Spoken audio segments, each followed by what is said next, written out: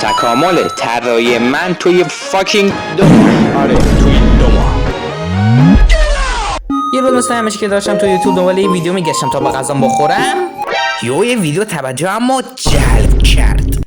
آموزش کشیدن پسر انیمه‌ای با مداد 5400 تا ویو. یو من از جام بلندشدم چرا منم که ماشاءالله اتاقم موزه هنریه که منقدر تر داخلشه. ابتدا نفس رو در سینه حبس کردم و اسم خودم رو جذب کردم و شروع کردم به کار کردن، اما بدون آموزش و آموخته‌های قبلی خودم.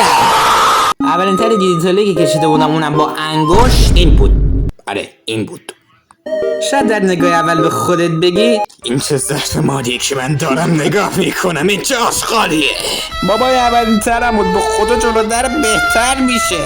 اینم جلوتر، تر دوم. آره ولی برای تر سوم تلاش خودم رو کردم، عزم خودم رو جذب کردم، سالها زمان گذاشتم و این شد.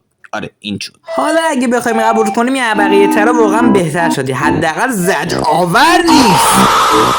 برای تره چهارم اومدم یکم تلاش کردم که یکم حداقل از قبلی‌ها بهتر بشه و انقدر پاک کردم و کشیدم که شد این.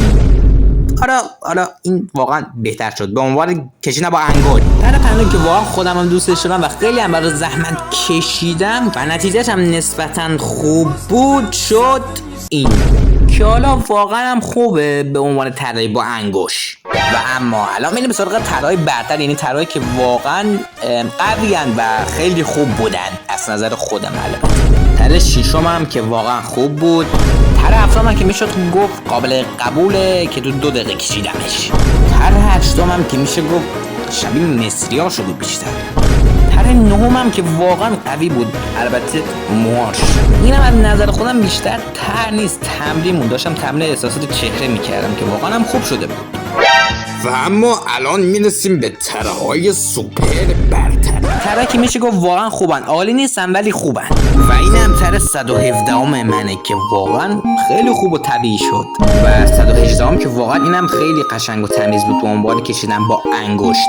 و طرح 119 که خودم هم واقعا اینو خیلی دوستش دارم. آره قشنگی. و آخرین طرحی که تا به امروز کشیدم و واقعا خیلی قشنگ بود این بود. آره و بازم میگم به عنوان کشیدن با انگشت.